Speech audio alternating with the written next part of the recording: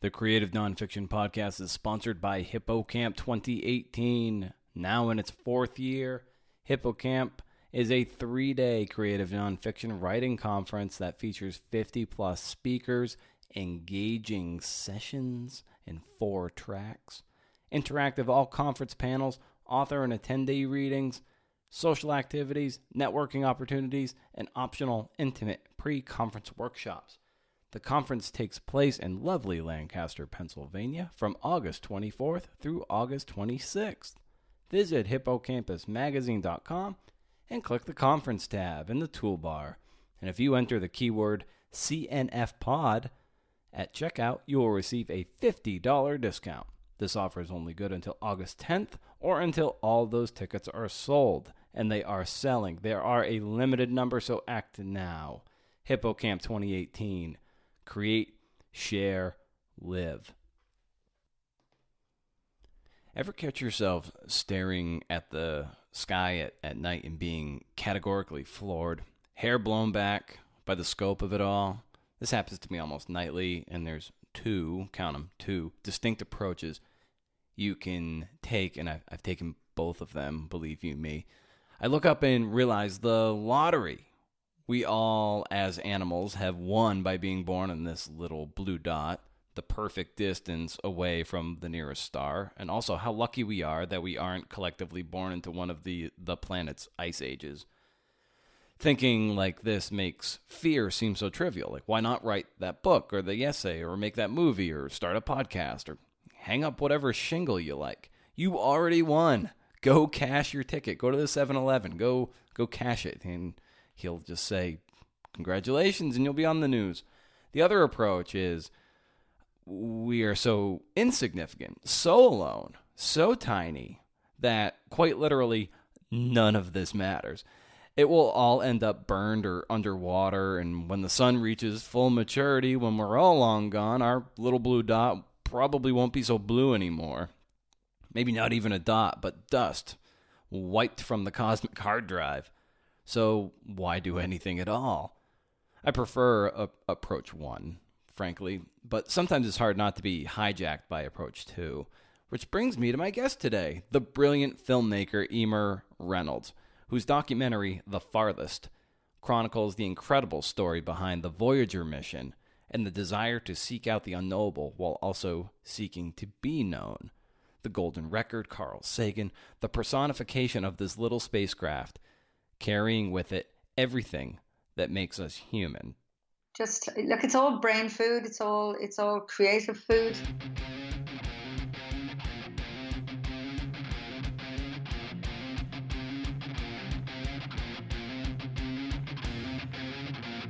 Hey, this is my show where I talk to the best creators about the art and craft of telling true stories, so you can apply those tools of the trade to get better at your own work. I'm Brendan O'Mara, and this is the Creative Nonfiction Podcast.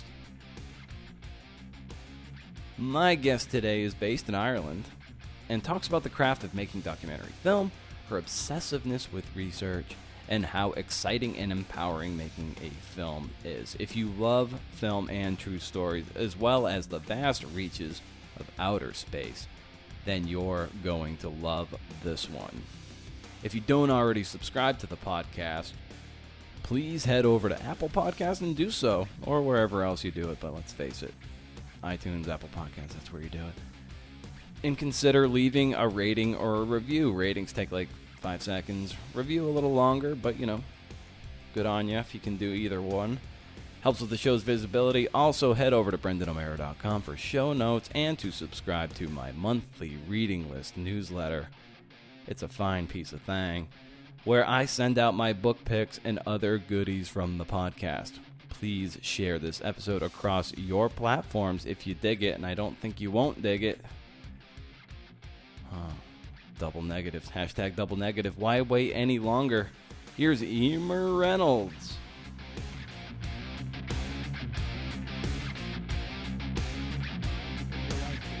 Did you want to tell true stories through a visual medium versus, say, well, which a lot of people, they tend to approach it through a writing medium? Well, I came to it pretty circuitous route, in fairness.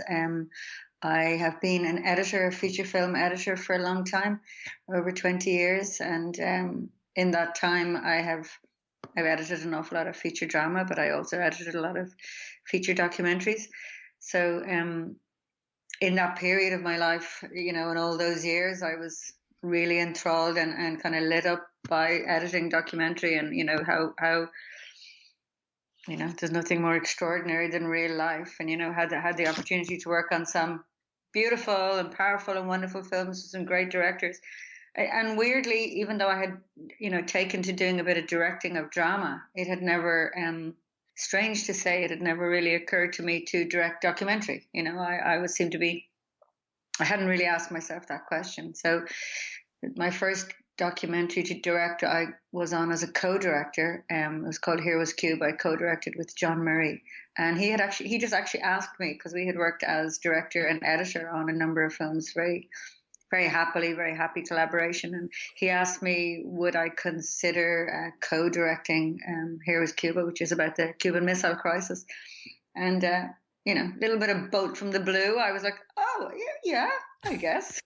That sounds really interesting, And when I look back now, I can't even imagine that it didn't occur to me as being, a job for me, but it hadn't. And he gave me that opportunity, and, a bit of duck to water and all that. I from the day and hour I started, I was just like, oh my God, why wasn't I doing this all the time? It's really, really suits my personality, and it really suits what I'm interested in, finding out about material, digging in, doing all the lovely research, meeting these amazing people, and dreaming up a kind of a way to tell a story, and it's so stimulating, it's so intriguing, I loved it. So, I couldn't wait. Once we made Here Was Cuba, I couldn't wait to keep making more.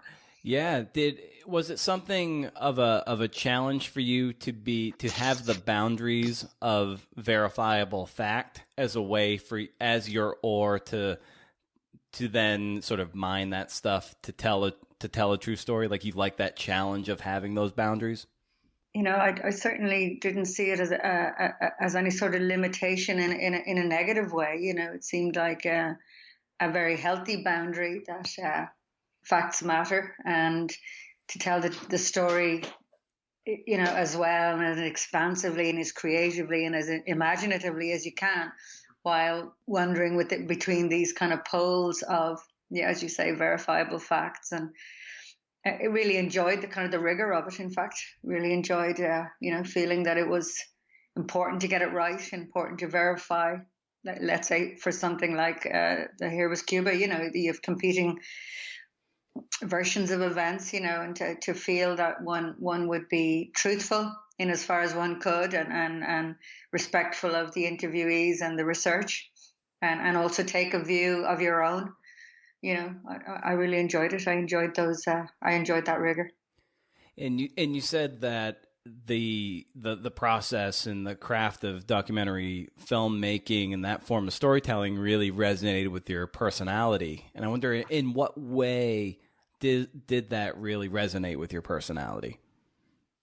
For better, for worse, and in fact, a lot of the time for worse, because I can't really sleep, because I have a kind of my sister calls it monkey mind, and my brain is kind of jumping around, needs a lot of stimulation, needs a lot of brain food, and it's a kind of a burden, because it's not really social media or reading newspapers into the night. It's just my mind, jumping around looking for things to explore and consider and learn about. So it really, really suits that part of me, that I can really dig in and swim around in a subject, and really learn deeply. You become an expert, for a few years about something, and then, a year later, you've forgotten some basic information about it. So it's kind of strange, but it definitely suits my my voracious appetite for intellectual stimulation. And on a personal side, or as a character, interested in people, like meeting new people, like hearing deep stories, like engaging with people at that level about their work, about their motivation. So on both films, really, really, really loving getting to meet the people central to these stories and draw them out, and get to know them and draw out their stories in a very, human and honest way. So I think in those two ways in particular, I really enjoy the form. I also enjoy, there's a freshness to it if you are given the opportunity to paint in a new way, paint in dream up a visual palette or, a style that might be new to the subject or might be a fresh way of looking at a subject, and that's really, really, really exciting and really aesthetically and creatively very pleasing. And as a teenager or a young adult, were you always very, if something interested you, were you always very obsessive about it and would go down the rabbit hole until it could not go any deeper? I think so. Yeah, I might have to refer you to my sisters for that. But my father was a great intellectual, sort of had been cut short in his desire to explore his intellectual potential because he had his own father had died when he was young, so he'd had to kind of leave school early and become and go working to support his mother and family. So, but he was an amazing, sparky and impressive and inspirational kind of person, and it was everything in our house from there's a whole wall full of Reader's Digest books. He was really, really interested in writing and in literature and in facts to do with the First World War, the Second, like real voracious reader to do with all of that. Mad about spelling and grammar and but also mad about science and maths, and we used to do maths and physics puzzles just for fun, So I kind of grew up in a world where, if that was your bag, if that was your thing, that the height of it would be to just jump in and swim around and explore everything. So, we had a really, really, it was a very fertile kind of way to grow up and have your mind just provoked and kind of prodded. Mm-hmm. And I think I was like that from young, although, like, for example, with the Cuban Missile Crisis, I wasn't a big history nerd. I was much more of a science nerd, so it's interesting now to see myself finding, new subjects and new spheres that I might not be very well learned about, but I'm really excited and lit up about learning about them. As a self-prescribed science nerd, what about that, or what particular subjects really stuck in your brain from a young age that kind of course, will lead to a very deep scientific exploration in your later work?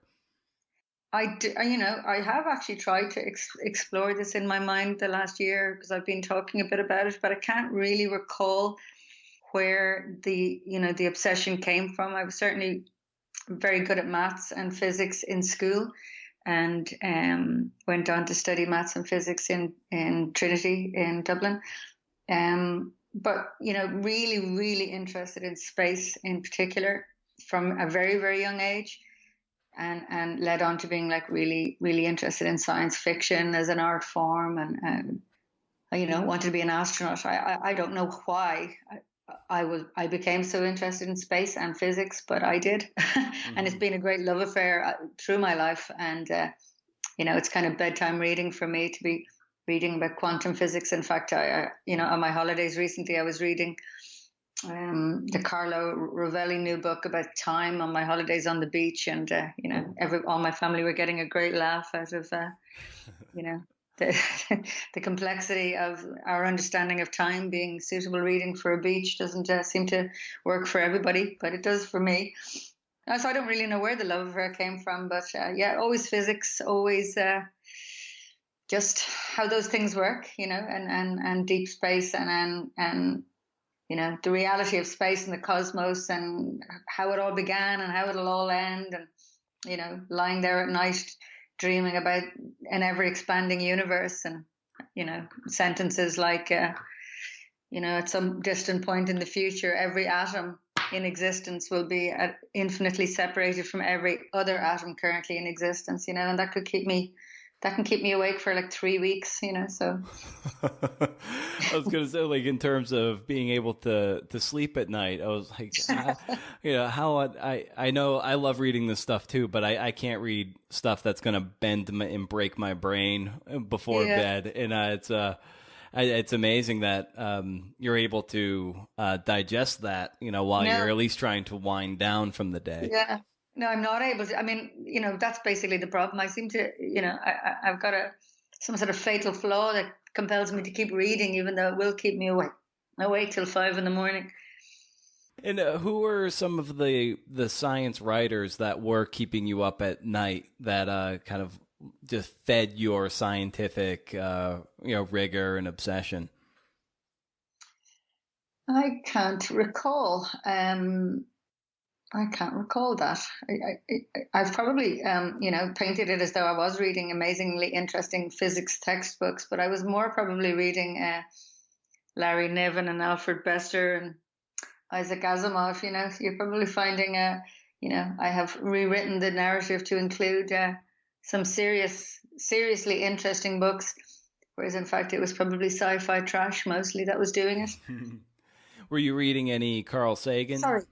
I don't mean to call it sci-fi trash. That was the wrong trashy type of sci-fi novel. But I would read anything in sci-fi, so I'm undiscerning. Right, right. Were you reading any Carl Sagan at all, or Yeah, Neil deGrasse Tyson? and not Neil deGrasse, but certainly Carl Sagan. A huge fan of his writing, huge fan of his TV work, and he'd be.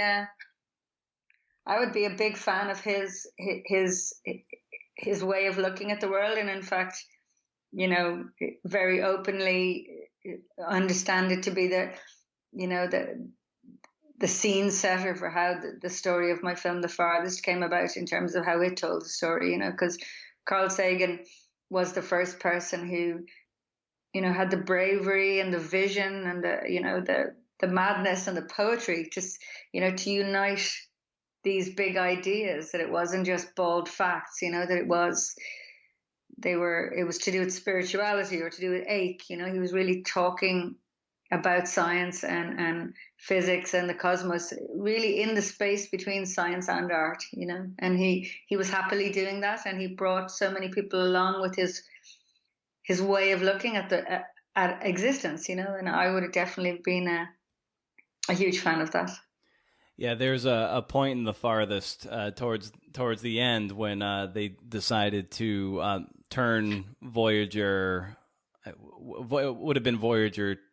It was it Voyager 1? It was Voyager. They turned Voyager 1 around to take the quote unquote family photo of the galaxy, and and the little pinprick of Earth and that sunbeam, and then the way that is the one person you interviewed, and it said, I even pulled this out. He said, like, in the hands of Carl, he turned it into an allegory on the human condition. And it was truly like a beautiful sentiment that he was able to share, that little pinprick of light is where everyone we've ever known and ever will know lived out their lives and everything. It was just really a beautiful sentiment that you're really alluding to by just the way you talk about him. Well, and he, now it seems like normal to us that he would speak about it that way, and that we would reflect on the universe and the cosmos in that way. But in the 70s and 80s, when he was starting to speak like that, there was kickback. The scientific community didn't like that kind of popularizing of science, or let's say the spiritualizing of science, but he persisted, and look what he did. Look what a kind of a universe he kicked off in terms of our understanding of our insignificance, but also our significance, really. Yeah, because he, of course, he inspires people like Neil deGrasse Tyson, and then and so many others, where it's almost the more popular scientists. It goes without saying that they're going to know the scientific, the mathematics behind the universe, which to even a math nerd will look kind of like hieroglyphics. But then it's it's kind of like an accepted thing now that you're going to have someone who can like pull it in and not dumb it down, but put it in terms so we can all kind of get our head around it. It really all kind of started with him, right? It really, really did. And, he was on the Voyager imaging team. He was an active member of that team while he was beginning. That was really at the beginning of his journey into TV and being the science communicator that he became, this world beater science communicator that he became. So it's a really interesting start of the story, that it wasn't necessarily that popular, not, it was frowned upon in some ways at that time, but he led the way, and we benefited in making the film, because all the scientists and engineers from Voyager that spoke to us so beautifully in the film, they were really on board with the idea of communication. They were really on board with the idea of telling this story to a broad audience. That it isn't a conversation to do with dumbing it down. It's a conversation to do with expressing it. Pull me into the joy of discovery, the joy of scientific method.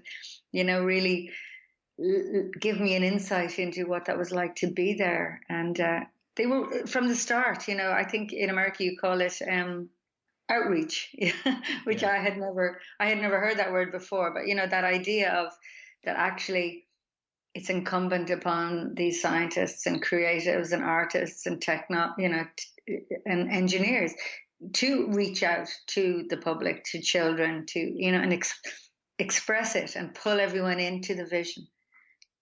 In your experience with interviewing, countless scientists, who were some of those, or who has inspired you in the way that they're able to communicate this wonderful material so in such a way that you're able to shape it and tell a wonderful story?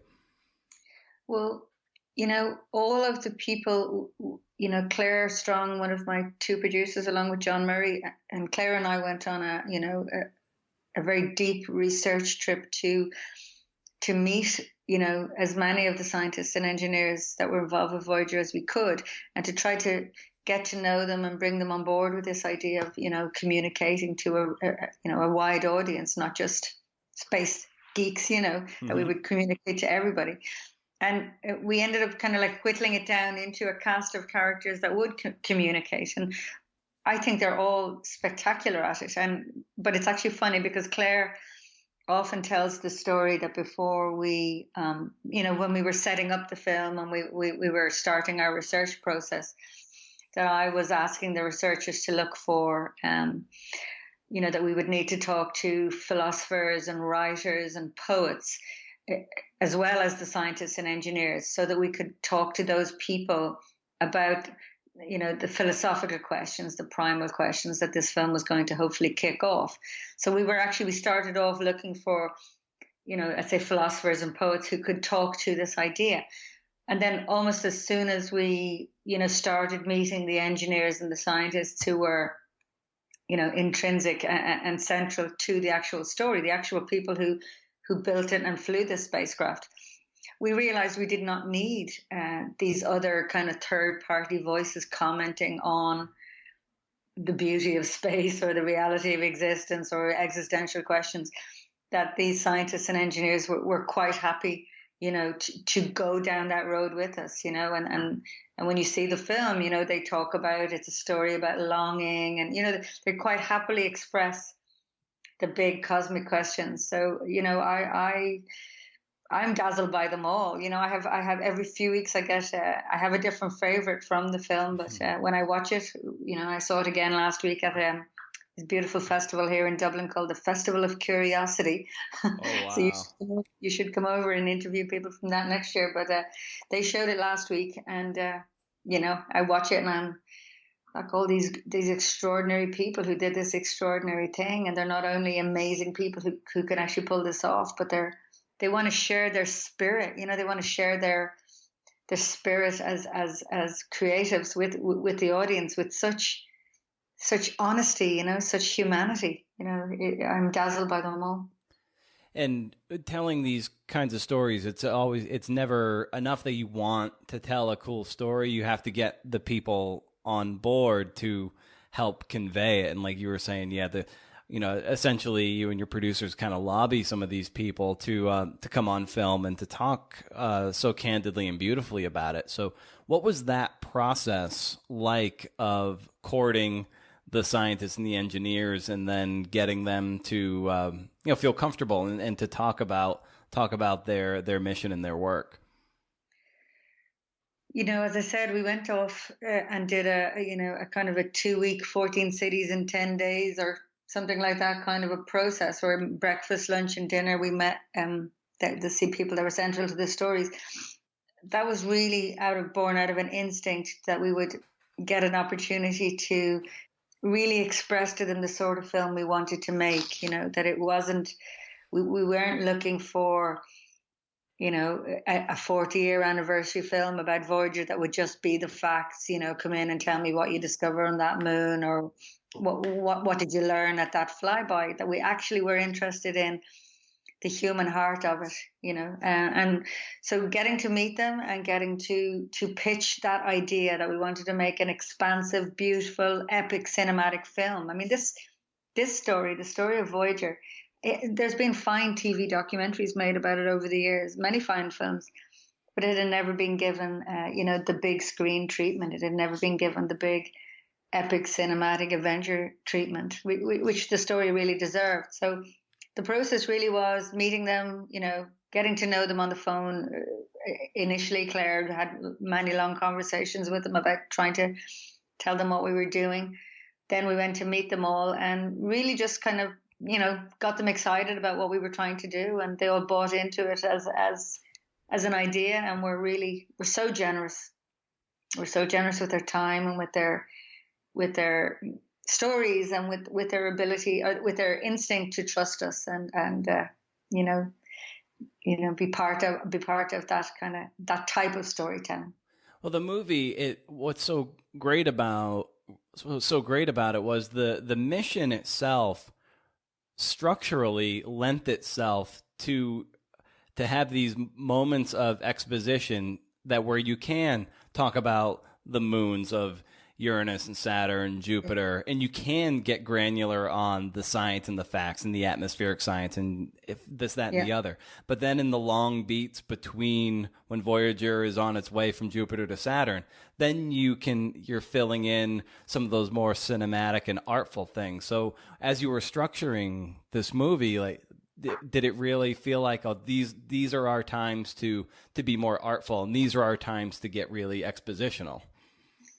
We often used to say at the very start, that Voyager was just this, it was a perfect spacecraft to which we could make this film, because it has the golden record, which is, an attempt to talk to aliens. It is going to outlive humanity and circle the galaxy long after we're gone. And it had this extraordinary, early life of knocking it out of the park in terms of science, So, so it had all these pieces to its story. It wasn't a metaphor, it wasn't a kind of an imaginary spacecraft. It was a real spacecraft that actually has all these kind of attributes. So very, very early on, it was conceived that this spacecraft and this film could be told basically in kind of three intertwined stories. One being the spacecraft and the actual hard science of get to the planets, find out all this amazing shit, look at these amazing images that we'd never seen before. And all the scientists dazzled by their findings and it happening over years and years and years. And then it knocks it out of the park, gets to interstellar space, the first time we've ever done that. So it really was an amazing being, having this amazing scientific adventure story. And all of that was always going to be, as you say, granular, interesting science. And then it has the golden record, which is weaving around this core story, which is just this mind-expanding adventure about how would we communicate to aliens? What would we say about ourselves? What matters to us? Why does it matter to us to communicate? And is there anybody out there at all? And what would they know about us? What would we wish them to know about us? And also, is it, given that there's probably no aliens that will ever find this craft, we're really just talking to ourselves, so that was a second strand that was weaving around the hard science strand, which was a philosophical, you know, creative, artistic, music, all those ideas strand. And then it absolutely lent itself to this third layer, which I was always not most interested in, but very, very, very keen to have in the film, because I think the secret about why The Farthest hopefully works and touches people is because it really reflects that feeling that I think space kind of kicks off in us all. We look up at night and we wonder, and we have those feelings of, our consciousness expands for a moment. We feel these feelings to do with what's it all for. When we look up at the moon or we look up at the stars on a dark night in our back garden, we get these frissons of knowing, of self-knowing or of curiosity and profound kind of spiritual, not in a religious way, in this moment of, cosmic questioning of our own existence. And so the film also then had that third strand, which would allow us to and the story of Voyager and the Golden Record allowed us to wander into those places, because it is going to outlive humanity long after we're gone. You're able to talk about, why does that matter to us? Is it like a gravestone? Is it a marker? Why does it matter that we, these very, very philosophical ideas about why legacy matters? Why does it matter when we're gone that anybody ever knew that we were here? And when you're talking about space and time and distance, that how far Voyager's going, will it ever be found? You're able to consider those big picture ideas to do with the size of the universe, the beginning of time, the end of time, So, yeah, not a metaphor, a real spacecraft that did this, a real little being that did this. And yeah, always conceived from the start as being, a vehicle, literally a vehicle that would allow me and the team to wander down all those little back roads too. And of course, it was written like that and it was structured like that. But of course, you get to the edit and then things change as well, and the amount of science we could take, at each planet became complex, because, the film is 2 hours long, and, it could have been 6 hours long or longer. There was some amazing science that I would have loved to have included that really just, the film couldn't tolerate in terms of, time and storytelling. Yeah, that's one of the questions I had with respect to this too, was how the project changed as you were in post production and editing, and maybe like what were those decisions like when you had to cut something that you liked, but it's just like if this this, I love this, but it's got to go because it's not in the service of time, and ultimately it might be a little repetitive, or in the service of it doesn't move the story quite as forward as this other anecdote. Like what's that process like for you? It was excruciating, if truth were told. There was a fantastic sequence. I know you love Cassini, so Linda Spilker, who's the project scientist on Cassini, she was a junior member of the Voyager the Voyager team, and she talks about, she had a beautiful sequence about that she used to go into a corridor and roll out this kind of like printout that she would have gotten, this long roll of information that was on Saturn's rings. And she talked about that she would wander, alone along this corridor looking at this graph paper with all this information about the rings, and imagined herself actually walking on Saturn's rings. And we had this most beautiful sequence about, a young woman in LA imagining herself, on Saturn's rings and learning all this science. And it was really, really stunning. And yet, hit the editing floor tragically, because of, we were by then an hour in, and we knew we still had 2 more planets to get to, and we had interstellar space to get to, and a real feeling of a really tough feeling of leaving stuff out because they didn't, even though they were magnificent, they couldn't. The film couldn't take the you know the intensity of all that detail at certain points. You understand that your audience have a desire to keep moving, and as you say, repetition. You want to keep. We needed each planet to have almost to have a different identity. So there were various restrictions like that, and various brilliant scenes that hit the ground. In fact, often when I look at the film, I think now when I look at it, I think, if it was a narrative film, you would have finished it at the pale blue dot with Carl Sagan talking about, we look back at this speck of humanity and we reflect on everyone we ever loved and everyone we ever knew. It's a beautiful moment where you realize, what did Nick call it? This mote of dust floating in a cosmic night. And if it was a narrative feature, you'd have finished the film there, But in the documentary, we were doing the 40-year story. It still had to. Voyager still went on and reaches interstellar space, and so there was a whole other chapter still to go after that. So all of those, they were tough. I had a brilliant editor and a brilliant team who would allow me spend a day crying over a scene and then pick myself up and agree to it being cut. And I suspect that throughout the process of putting packaging the movie, that you could have chosen any kind of music you wanted, and ethereal music that seems to play well with space. But a lot of what you chose was, and I love this because I'm a rock and heavy metal guy. Not that you use heavy metal, but I love rock and roll. Good. Yeah. And you guys went with a lot of classic rock, some harder rock. And I love, what was the decision to use a lot of that kind of music to make Voyager like a rock star in this film? Look, the music in the film has kind of, I must be some way obsessed with threes at the moment, but it had kind of like the score written by our composer, which was, we chose not to go for that kind of Pink Floyd, dreamy, spacey feel. For some reason, I can't really remember the conversations, but I know that we wanted to do something maybe more acoustic, more human, more delicate, more modern than that.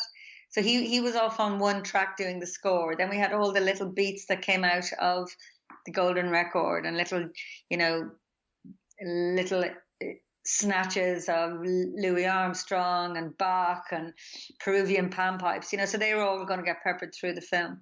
And then the third element, as you're talking about, is the kind of the commercial tracks. And so I started from the idea that Voyager left in 1977, so that Voyager itself had never updated her record collection. She was out there dreaming of an Earth pre-1977. So we decided to only use tracks pre-1977, with one exception, which is the final song in the film is a song called The Race by Archer Pruitt, and that's in 2002, I think.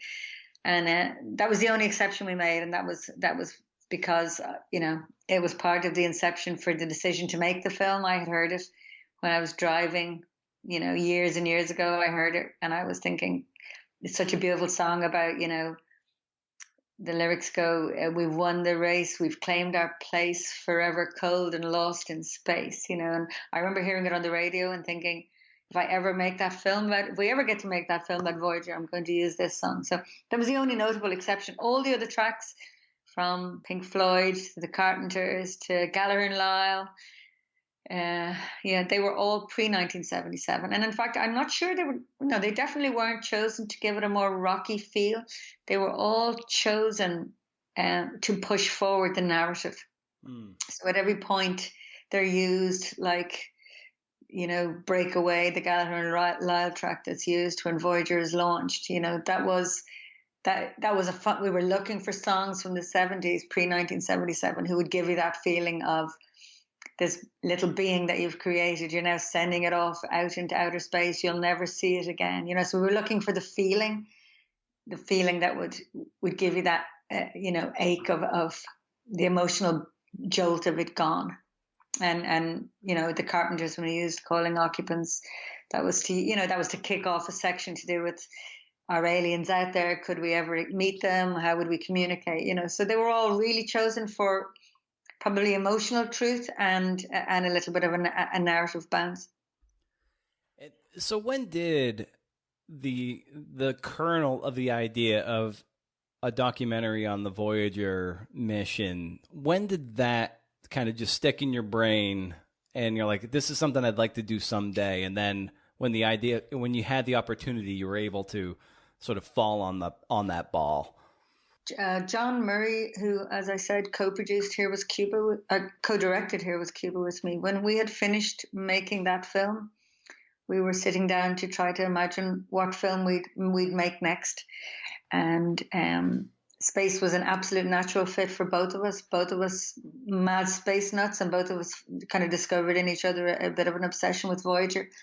So we kind of talked about Voyager, as I said, this classic, not a metaphor film that allows you to do art and science and, all these big ideas. And as we were discussing it, literally the very weekend, we were like, hey, what about Voyager? Voyager would be an amazing film. And it had never been done before.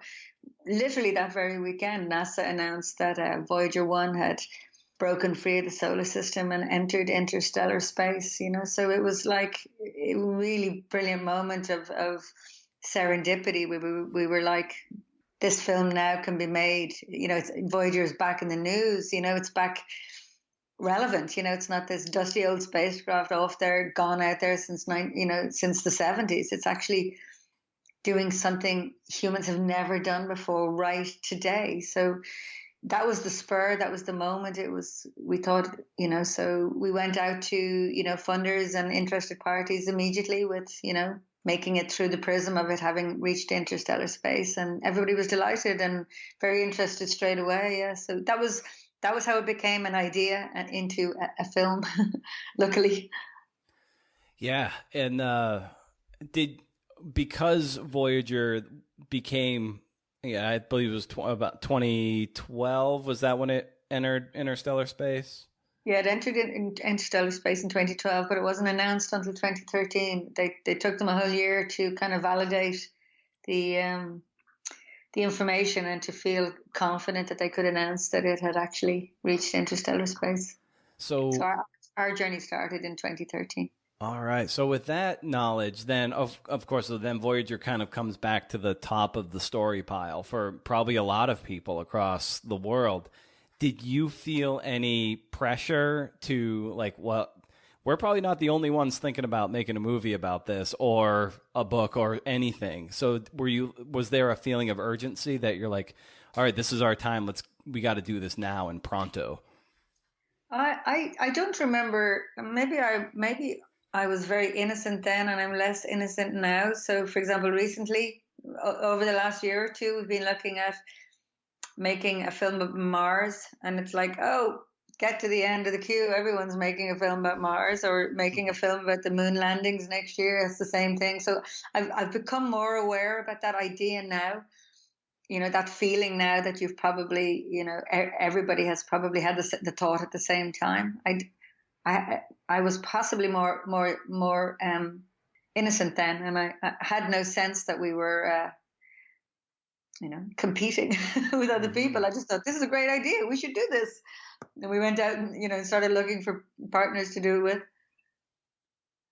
Yeah, no, that's great. That the timing couldn't have worked out any better. And in the making of this film or any, or Here Was Cuba or that nature, what is your favorite aspect or of the process, or where do you feel most alive and engaged in the process of making a film? I told you I started life as an editor, so I certainly love the editing process. I didn't cut the farthest myself. Fantastic BAFTA and ACE winning editor Tony Cranston cut it, and I really, really enjoyed that process. Because you're definitely redrafting the story, really finding the film in the edit in a documentary. But no, but and, but slash and, possibly because, I've been locked away in dark rooms for 20 years, and now I've been liberated. I'm out on the floor. I'm out shooting. I'm out meeting people and all that. The shoot, the visual shoot, and the meeting, the interviewees, meeting all the amazing characters, both on Here Was Cuba and on The Farthest, was my favorite part. Don't tell the editor I said that, but I absolutely loved. In some ways, throwing off the editor in me and saying, we'll figure that out later. For now, I'm just going to just dive in and explore this world and see what comes out of this process, and I'm about to. In fact, I'm starting pre-production on my new documentary next week, and we're not shooting now till October, November. But I have a real excitement about doing the research, finding out where to go, how to shoot it, how I might tell it, and then literally can't wait for the shoot. I mean, it's insane. It's long days and long nights preparing for the next day and the next interview. But it's so exciting, and it's so empowering, and what is the word? It just fills you with so much energy, learning new stuff. Right. And you kind of alluding to it there with, as you're starting a new film. I always love talking about daily rituals for an artist. How we go about setting up our day so we feel like it's going to be accomplished. And then even towards the end of the day where you're sort of setting up the next day, I call it setting up the bowling pins. So the next day you can start knocking them down. And so as you're kind of, with respect to the movies you've made and also the movies going forward, how do you set up your days from when you wake up until the end of the day, so you can feel like you've attacked that particular day with a certain sense of accomplishment? It's kind of different in all the phases. The first phase being kind of pre-production and research, and then second phase being shoot, and the third phase being the edit and that end of things.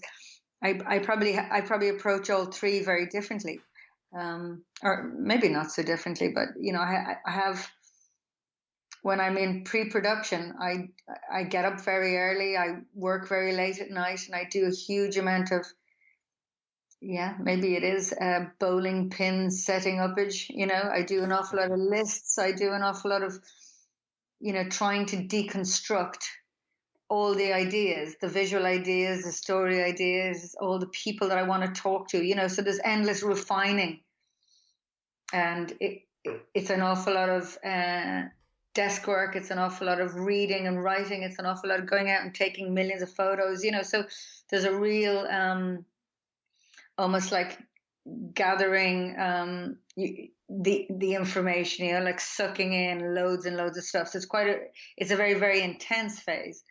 Then when I get to shooting, even though I'm working very, very hard and it's very, very focused, it feels much more like open, that you open the doors of your mind and of your process to stay alert and to stay alive for all the potential. And some of the days on The Farthest, I felt like I was running a marathon. Like you're absolutely on duty, when you're turned on in every way, all your senses, all your emotions, all your eyes, your nose. Everything is like your nerve endings are very, very alert all the time. And then I got to the edit, and perhaps because I had such a wonderful editor, or perhaps because I'd been an editor before, it felt like a much more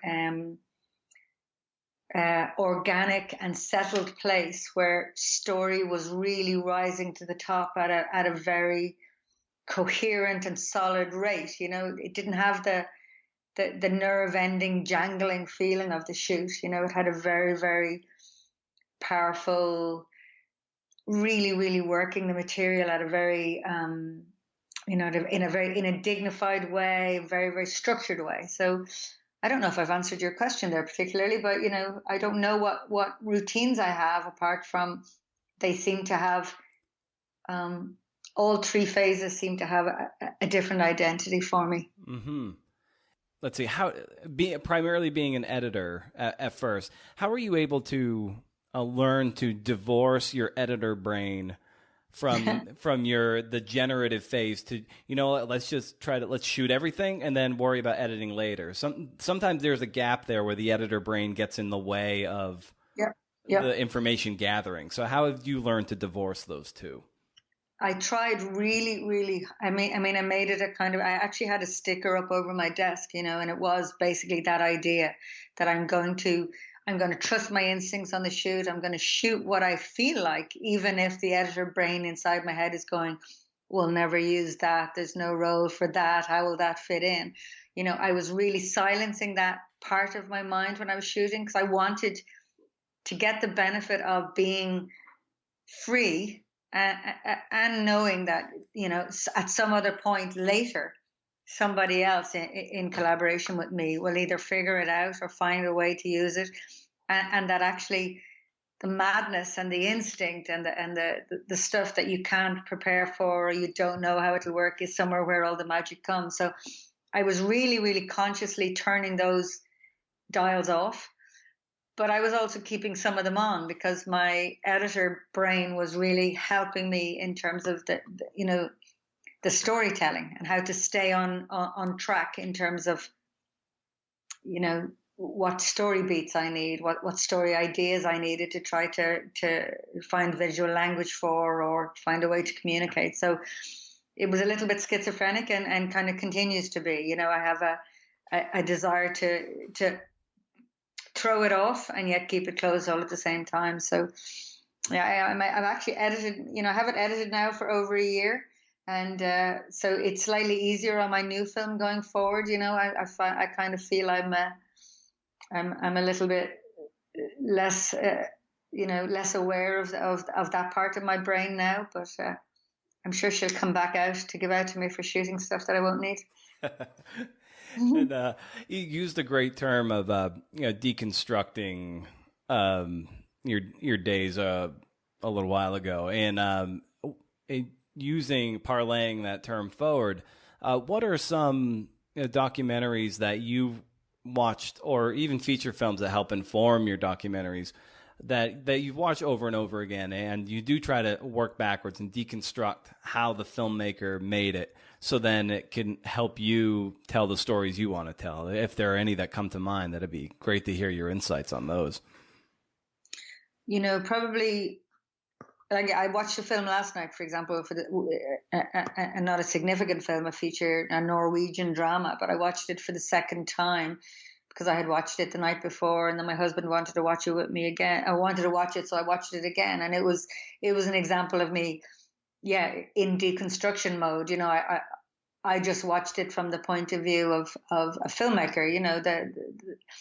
The visual style, the structure, all the beats, how to use the music. So, but like, of course, like all humans, if I'm enthralled by a film, a documentary or a narrative film, if I'm actually sucked in by it, I don't see anything. I don't see the editing, the music, the performances. I just see, what's really happening.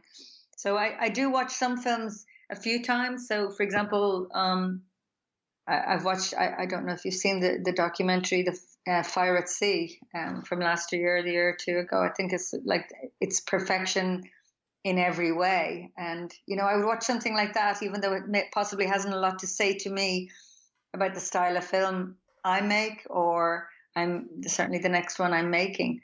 But material like that, or a film like The Possibilities Are Endless, which is a beautiful documentary, Scottish documentary, about a singer who had a brain aneurysm, and his kind of fragmentary memories. I love Errol Morris. I'd watch Errol Morris all day and all night.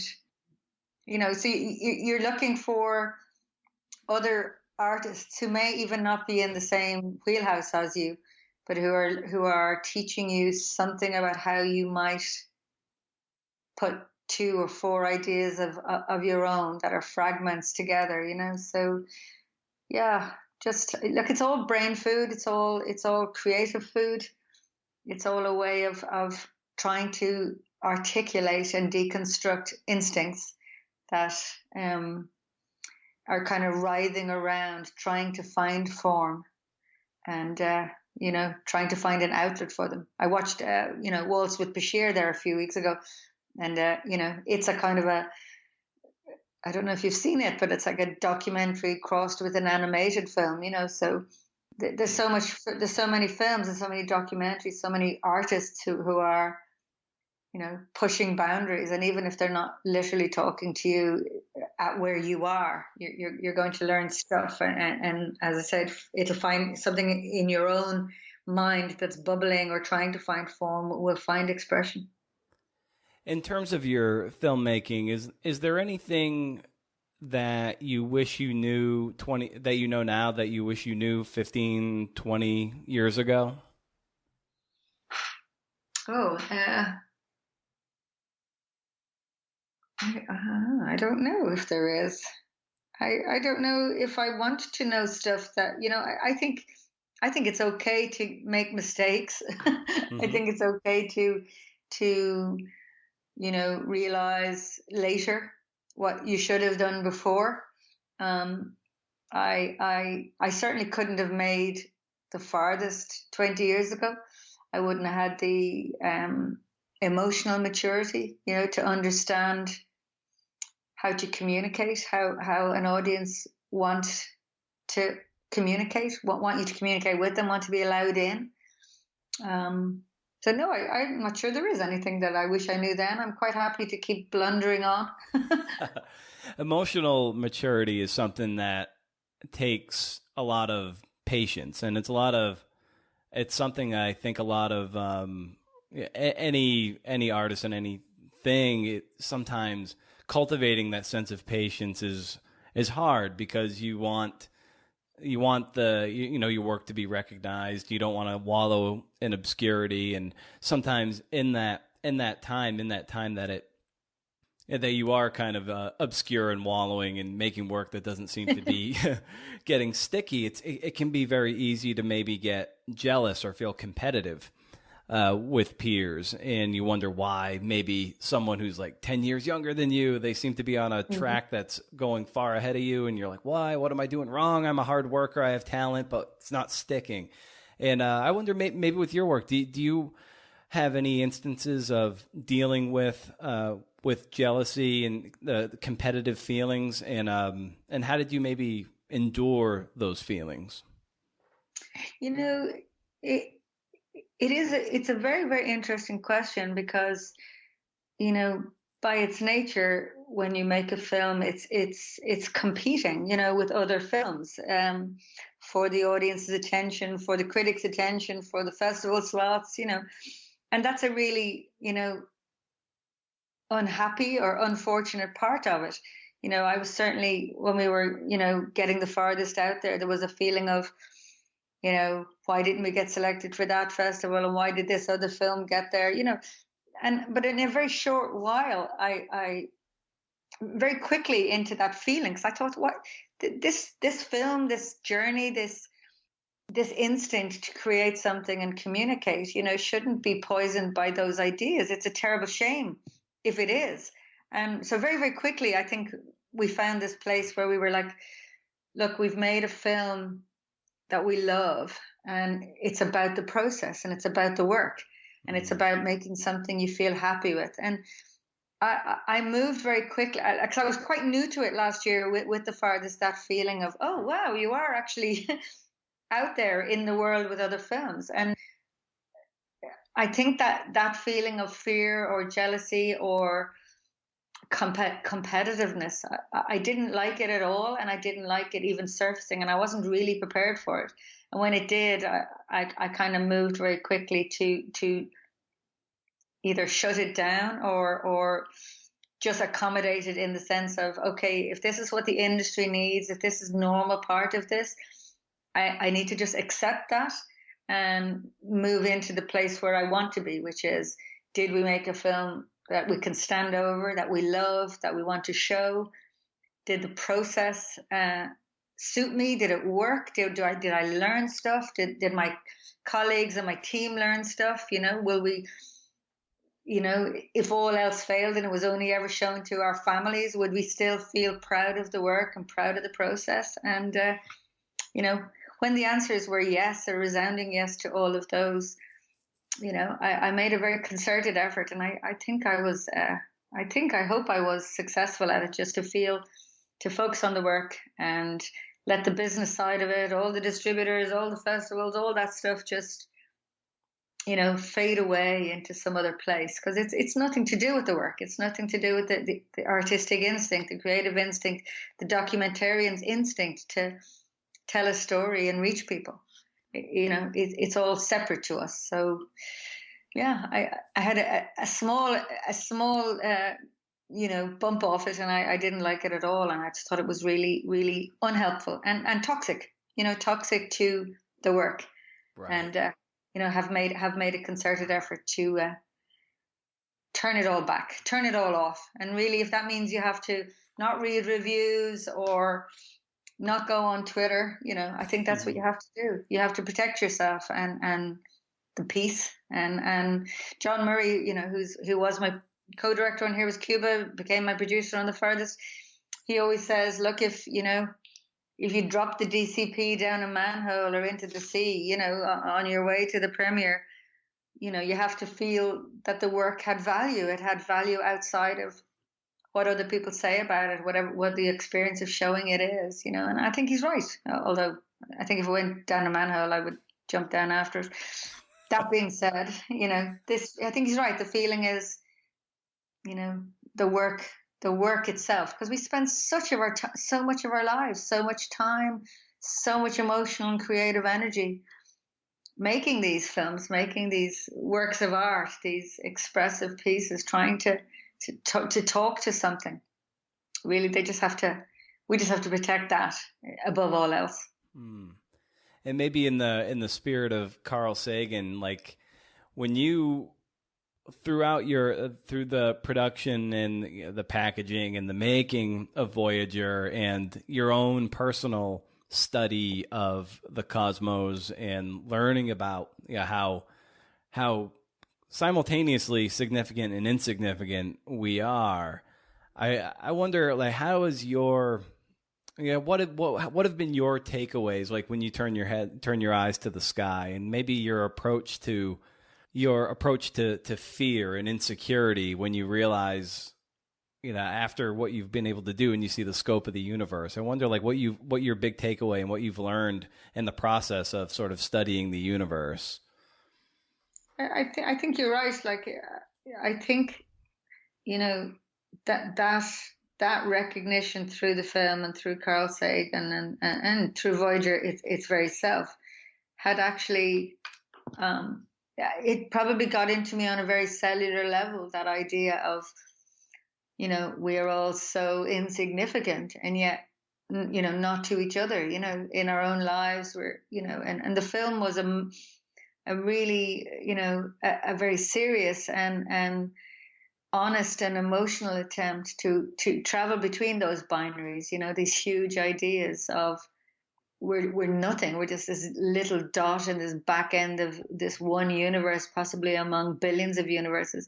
And yet here and now to each other and in real life, we really matter, and our relationships really matter, and that we do right really matters, and that we tell the truth really matters. And, so it definitely has gotten into my cells and maybe has helped me with those ideas of fear and what does it matter if the film gets a bad review or somebody doesn't like it? I haven't been wounded or crushed. I'm genuinely extremely interested in how people respond to the film on all levels, like it or hate it, or and so it has been a really interesting kind of emotional journey, making it and seeing people responding to it, and I've had the last year of showing it, I've had some extraordinarily profound moments. A woman came up to me in New York and said that the film, first time since the presidential election that she felt hope, and stuff like that will really, that's the stuff that I'm taking at night rather than the, you know, what festival it didn't get into. You know, that's the stuff that I keep coming back to. That we talked to people where they live, you know, about hope, about meaning, you know, and we're got an opportunity to, you know, to celebrate science, to celebrate existence, to celebrate all these big ideas. And the film. Somebody said to me at one festival, you know, that the film was kind of half about the desire to know, you know, that we were sending Voyager out there to discover things, but it was half about the desire to be known. And you know, and I think that's true. And I think that's true possibly about our lives as well, isn't it? This idea that we, you know, we want to do stuff, but we're these huge, big bags of water having, you know, emotional journeys and philosophical journeys through our lives. And yeah, the film and the whole experience of making it has taught me a lot about, you know, it's much more than a film about space. You know, it's a film about being human, about, you know, the mysteries that define our lives. Well, Emer, with respect to your time, of course, this has been a lovely conversation, getting to know you a little bit more and your approach to the work, and of course, your wonderful film. Where can people maybe get more familiar with you and your work, find you online, and where can people find the movie if they haven't seen it already? Well, I'm on Twitter, Facebook, Instagram, The Farthest Film, and myself personally, so they can track us down there. The film can be downloaded and bought, I believe, on Amazon. On Netflix, there is a version of it, a TV version of the film. And keep an eye out for it it could be, you know, it's frequently popping up in all sorts of curious little festivals still. You know, it's still traveling the world. Year and a half after its launch, so yeah, track it down. Very Voyager-like that it's still just kind of out there traveling, wandering on. And my next film, I can't really say what it's about, Brendan, but it's a film about a rock star. So you might well talk to me about that one if you're a rock interests. Oh yes, please and thank you. We'll you'll have to come back on for a second trip. It'll be your Voyager 2 trip to the podcast. Exactly. Fantastic. Well, thank you so much for the time. This was like I said, great getting to talk to you and get to know you and your approach to the work. So we will certainly be in touch down the road, Emer. Thanks again, and we'll be talking. Thanks so much, Brendan. Lovely to talk to you. You too. Take care. Well, that was nice, wasn't it? Thanks again to Hippocamp for the support. You only have this week to use that CNF Pod promo code to get $50 off your registration fee. Be sure to head over to BrendanO'Meara.com to sign up for the monthly email newsletter. Once a month, no spam, can't beat it. I think that's it, CNFers. Thanks for listening. Thanks for listening? No. Thanks for listening. Let the rock and roll just take you away. I'm going to go for a walk and think about some things. See ya.